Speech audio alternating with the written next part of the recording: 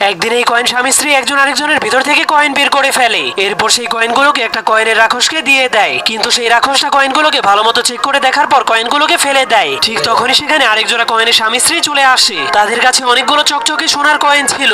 এরপর তারাও তাদের ভিতর থেকে দুইটি সোনার কয়েন বের করে সেই রাক্ষসকে দিয়ে দেয়। এমনকি কয়েনের রাক্ষসকে খুশি করার জন্য একটা এক্সট্রা কয়েনও দিয়ে দেয়, যার ফলে সেই কয়েনের রাক্ষস অনেক খুশি হয়ে সেই কয়েনটাকে তার গলার ভেতরে রেখে দেয় আর বাকি দুইটি কয়েনকে মেশিনের মধ্যে ঢুকিয়ে দেয়, যার ফলে সেই মেশিনের ভেতর থেকে একটা কয়েনের বাচ্চা বের হয়ে আসে। যা দেখার পর সেই গরিব কয়েনের জোড়াটা কান্না শুরু করে দেয় আর রাক্ষসকে বলে দয়া করে আমাদেরকেও একটা বাচ্চা দিয়ে দিন। কিন্তু সেই রাক্ষসটা তাদেরকে বলে চকচকে সোনার কয়েন দিতে না পারলে তোমাদেরকে কোনো বাচ্চা দিব না। যা শোনার পর গরিব কয়েনের জোড়াটাও সেই রাক্ষসটাকে খুশি করার জন্য একটা পুরনো সোনার কয়েন উপহার দেয়। কিন্তু রাক্ষসটা কয়েনটাকে দেখার পর বুঝতে পারে সেটা অনেক পুরনো, যার কারণে সে তাদের কাছে আরো কয়েন চাইতে শুরু করে। এই জন্য তারা শুধুমাত্র একটা বাচ্চার জন্য তাদের সবগুলো কয়েন খুলে খুলে শয়তান রাক্ষসটাকে দিতে শুরু করে দেয়, যার ফলে এবার রাক্ষসটা অনেক খুশি হয়ে দুইটা কয়েনকে মেশিনের মধ্যে ঢুকিয়ে দেয়। ঠিক তখন